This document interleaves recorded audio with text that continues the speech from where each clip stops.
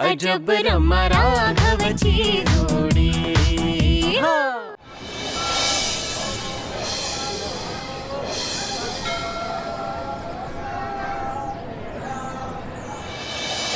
Doctor परत एकदा येऊन गेले हे बरं झालं.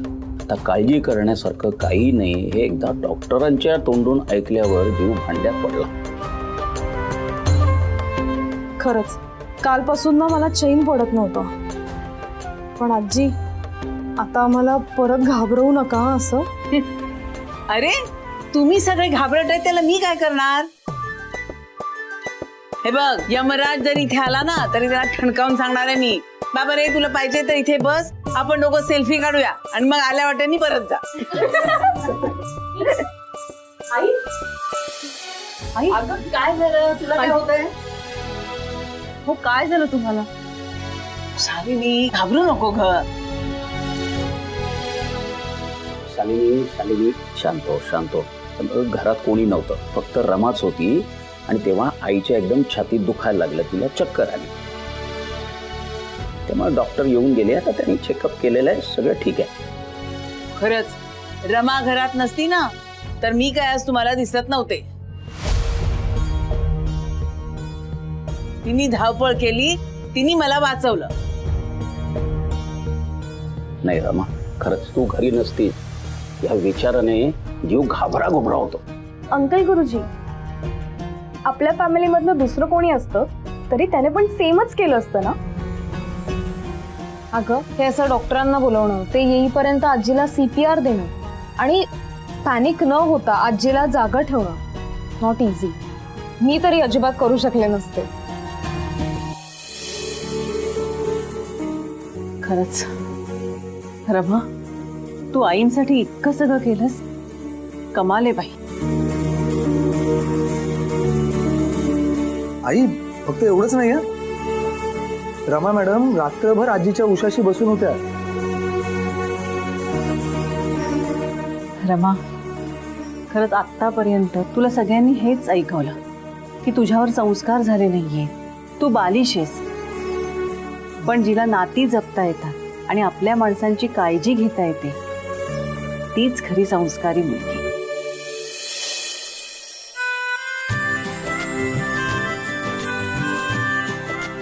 अहो आता आपल्याला गिरीशरावांना अगदी अभिमानाने सांगता येणार आहे की रमा अगदी लाखात एक आहे. आणि आता आपल्या घरातलीच एक आहे. हो आई खरंच रमा मॅडम एवढ्या मोठ्या घरातल्या असून सुद्धा त्यांनी आजीची एवढी काळजी घेतली.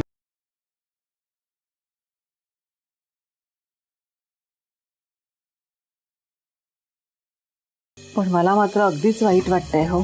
आईंच्या बाबतीत इतकं सगळं वाईट घडून गेलं आणि नेमकी तेव्हाच मी या घरात नव्हते. 4 दिवस त्या लग्नाला म्हणून गेले होते. खरंच मी त्या लग्नाला जायलाच नको होतं. शालिनी असं मनात सुद्धा आणू नकोस अजिबात. तुला जर प्रायश्चित्त घ्यायचं असेल तर ही शिक्षा भोगायला लागेल. खाली जा आणि आलं घालून एक फक्कड चहा करून आण. आणते. आजी माझ्या हातचा चहा चालेल का. नाही म्हणजे आई आत्ताच आल्यात ना तर जरा त्यांना हातपाय धुऊ द्या, आराम करू द्या. मी करते. अगं कशासाठी हवाय आराम. पुणे नाशिक एवढाच प्रवास केलाय. तुम्हाला माझ्या हातचा चहा हवाय ना आई. आत्ता करून आणते.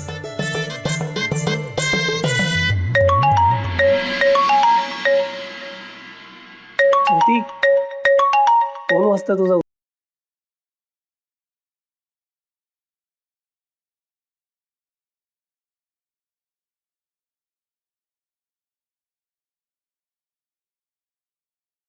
नाही मैत्रिणीचा फोन होता. कॉलेजचा एक प्रोजेक्ट सुरू आहे ना, सो त्या संदर्भात काहीतरी बोलायचं असेल तिला. मी बघेन ना तिला काय बोलायचं ते कॉलेजला जाऊन बघते. मी आलेच, मला उशीर होतोय. बाय. काही जाऊ नको, सावकाश जा.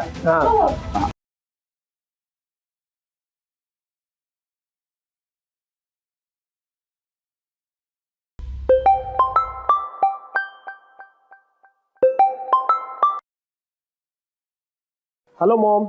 हॅलो अरे वरुण कुठेस तू? मी कधीपासून फोन लावते तुला, तू माझा कॉलच रिसीव्ह करत नाहीयेस. अगं मी जरा बाहेर चाललो होतो. हल्ली जरा तू जास्तच बिझी होत चाललायस. इतका बिझी की तुझं प्रॉमिसही तुझ्या लक्षात नाहीये. प्रॉमिस? असं काय करतोस वरुण? तू आम्हाला प्रॉमिस केलं होतंस की येत्या 7 दिवसामध्ये तू तुझ्याबद्दल आणि रमाबद्दल काय ते फायनल सांगशील. काय झालं? अजून 7 दिवस संपले नाहीत. अजून किती वेळ वाट बघायची आम्ही? अगं मी ना तुला फायनल डिसिजन सांगणार आहे. मला थोडा वेळ दे प्लीज. नाही या अजिबात नाही. का मी डायरेक्ट जाऊन लावण्याशी बोलू? अगं नाही नाही नाही नाही. अगं आधी मला आणि रमाला काहीतरी ठरवू दे. लग्नासारखी गोष्ट आहे मग घाई करून कशी चालेल? हा लाईफ टाईमचा इश्यू आहे ना. वरून ते सगळं पटतंय मला, पण आता पण नाही की बिंड नाही.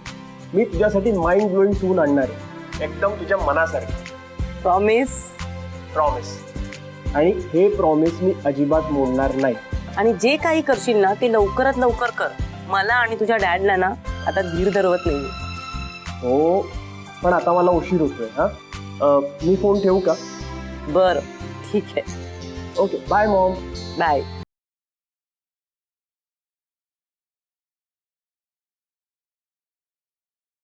माझ्या घरी थोड्या वेळ येतेस का? मला जरा थकल्यासारखं वाटतंय. अरे पण हे असं रोज रोज कशी येणार मी तुझ्याकडे? अगं मी थोडा वेळ चल ना प्लीज.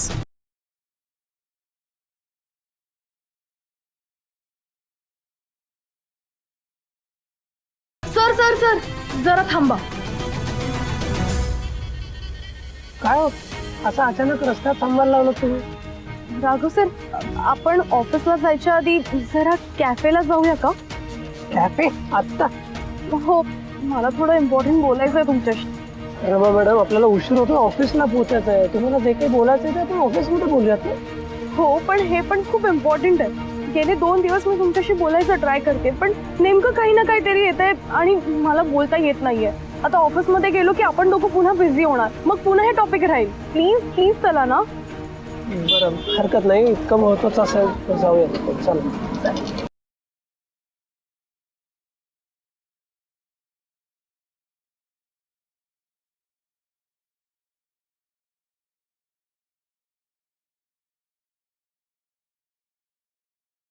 हॅलो मॅडम, ती श्रुती आहे का? तिच्यासारखीच दिसतीये.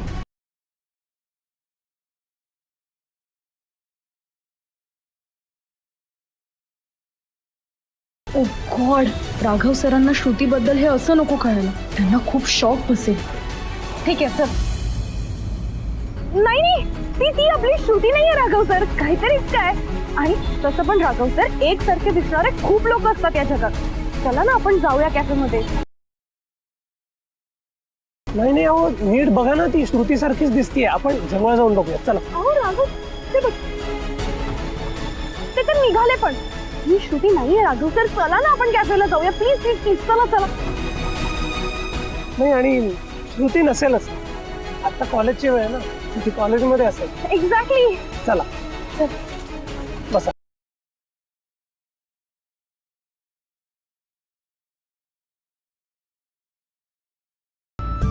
अरे देवा, रमा राघव दोघंही डबा इथेच विसरून गेले. माझ्याही कसं लक्षात नाही आलं. काय करू? ते मला ऑफिसला पोचले असतील ते. आता राघव दोघांच्या जेवणाचं काय करेल विचारायला हवं. फोन करते.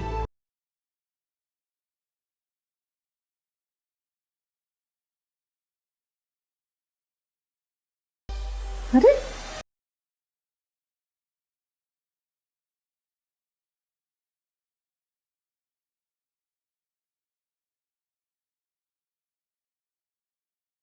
काय झालं? दोघंही फोन उचलत नाहीयेत. काय करू मी आता? ऑफिसमध्ये फोन करू का? हा.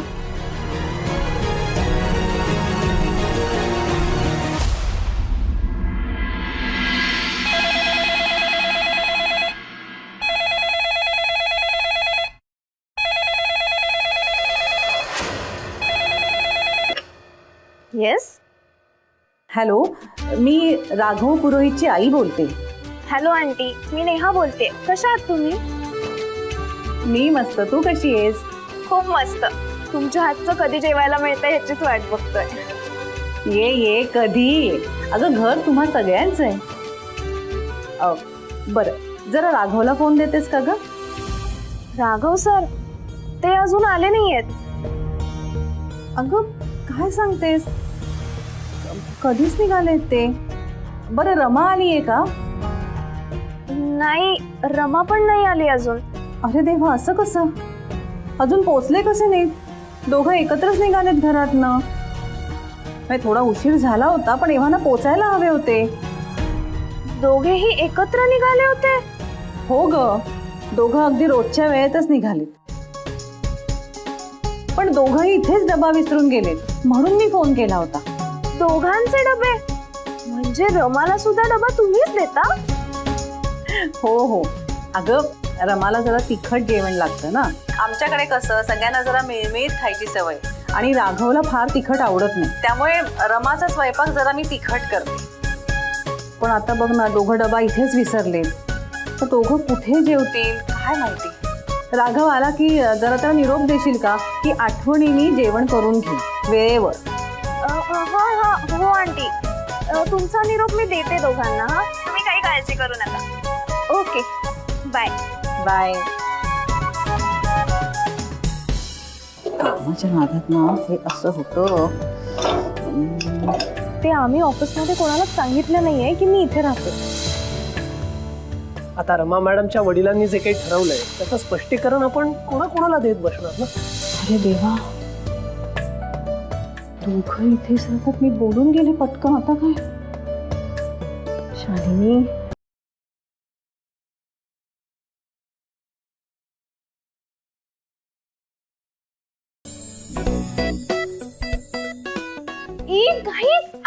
ऐका पटकन सगळी कामं सोडा आणि इकडे या. हो ना, ये ना लवकर. काय झालं? गाईज, माझ्याकडे ना तुमच्या सगळ्यांसाठी ब्रेकिंग न्यूज आहे. अगं सांग मग, लवकर सांग. आतापर्यंत आपल्याला असंच वाटत होतं की आपल्या ऑफिसमध्ये एक मॅरिड कपल आहे आणि 2 लव्ह बर्ड्स आहेत.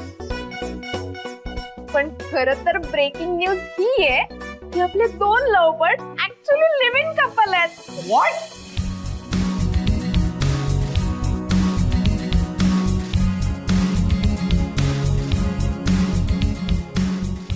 रमा आणि राघव सर तुमच्या दोघांचं लग्न लावता लावता एकमेकांच्या प्रेमातच पडले.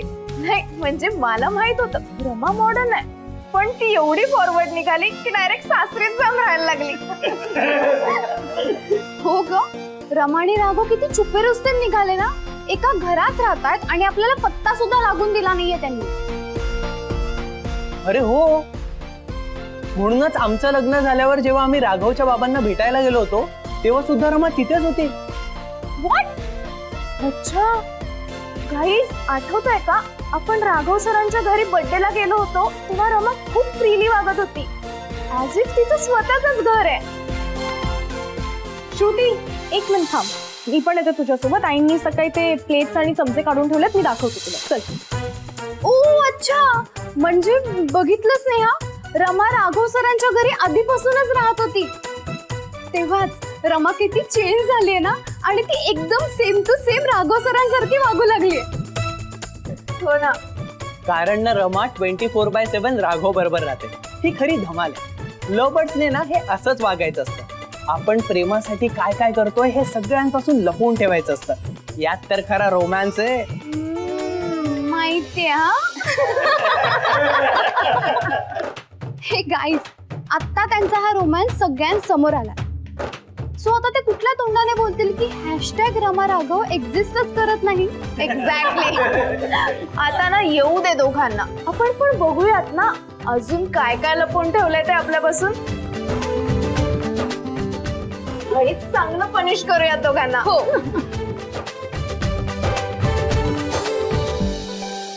रमा मॅडम, किती वाजले बघताय तुम्ही? अहो उशीर झाला, ऑफिसला जायचंय आपल्याला. काय बोलायचंय तुम्हाला, बोला बरं. हो सांगते, पण आधी तुम्ही कॉफी तर प्या, मग बोलू. मला काही कॉफी वगैरे नकोय. मला आता ना टेन्शन यायला लागलंय. बोला तुम्ही प्लीज.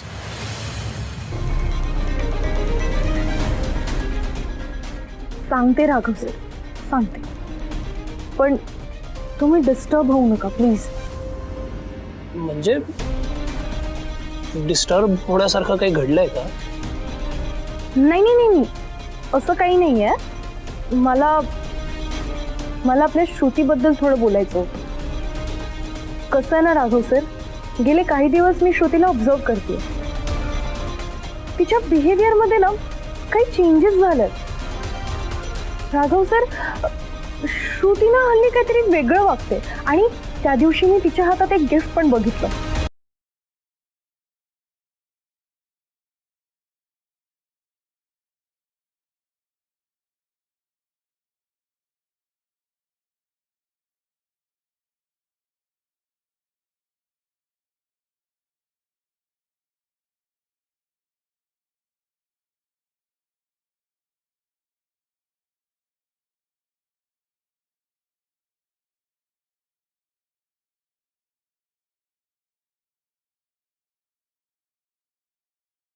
नाही नाही नाही रमा मॅडम, तुमचा ना काहीतरी गैरसमज झालाय किंवा तुमच्या ऐकण्यात चूक झाली असेल. श्रुती असं कधीच करणार नाही. असं एखाद्या मुलाला भेटणं, कॉलेजला न जाता तेही घरी खोटं बोलून शक्यच नाही. श्रुती अशी नाही. हो, मला माहित आहे की श्रुती अशी नाहीच आहे. पण राघव सर, या एज मध्ये कोणी एवढा विचार नाही ना करत आणि असं विचार करून डिसिजन्स नाही घेत. राघव सर, तुम्हीच मला सांगा, गेले काही दिवस तुम्हाला श्रुतीच्या बिहेवियर मध्ये काही वेगळं नाही जाणवत आहे? काही ऑड नाही वागत आहे ती? म्हणजे बघा ना, ती घरात असल्यावर चॅट करत असताना स्वतःशीच काय हसते, किंवा तिला कॉल आला तर ती अशी पटकन कुठेतरी दुसरीकडे निघून जाते. नाहीतर घरातनं कधी घाईघाईत निघते आणि उशिरा पण येते. आणि अचानक तिचे एक्स्ट्रा लेक्चर्स खूप वाढले. तुम्ही लक्ष दिलंय का कधी? एक्स्ट्रा लेक्चर्स होते ना, म्हणून उशीर झाला. चला मी येते, मला उशीर होतोय. हे असं असं होतंय खरं, पण नाही, याचं कारण तुम्ही म्हणताय ते नसेल. काहीतरी वेगळं कारण असणार यामागे. श्रुतीचं पाऊल कधीच वाकडं पडणार नाही असं. हो, मला माहित आहे. आय एम शुअर तिचं पाऊल कधी वाकडं पडणार नाही. मी तसं म्हणालच नाहीये. श्रुती चुकलीच नाहीये राघव सर. तुम्हाला माहितीये, श्रुतीने हे सगळं स्वतःहून मला सांगितलं आणि मी तिला प्रॉमिसही केलं की मी हे कोणाला सांगणार नाही. पण राघव सर, घरात इतर कोणाला नाही तर ऍटलीस्ट तुम्हाला हे कळायला हवं असं मला वाटत होतं, म्हणून मी तुम्हाला सांगते. मी कसा विश्वास ठेवायचा या सगळ्या? माझी बहीण खरंच अशी नाहीये. ती खूप हुशार आहे, समजूतदार मुलगी आहे. ती असं वागणं शक्य नाही. हो नाही, असं नाही होणार, शक्यच नाही. आपण निघूयात, ऑफिसला जाऊयात. ह्याच्यावर बोलण्यात मला वेळ नाही.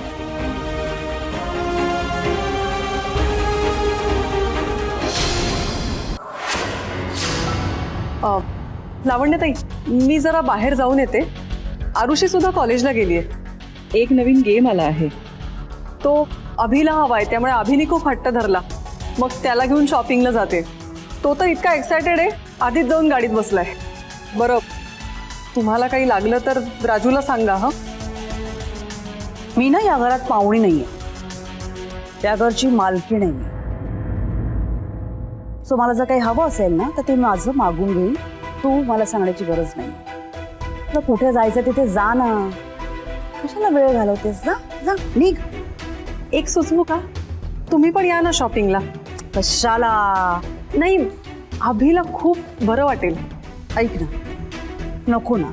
हा, म्हणजे तू तुझा आणि माझा दोघींचा वेळ नको ना वाया घालूस. तुला माहिती आहे ना, मी तुझ्या बरोबर कुठेही जाण्यासाठी उत्सुक नाहीये. Okay, I don't want to go.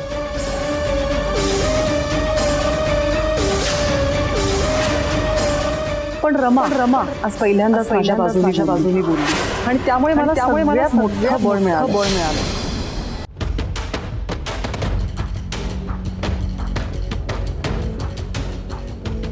Hello Kartikeya.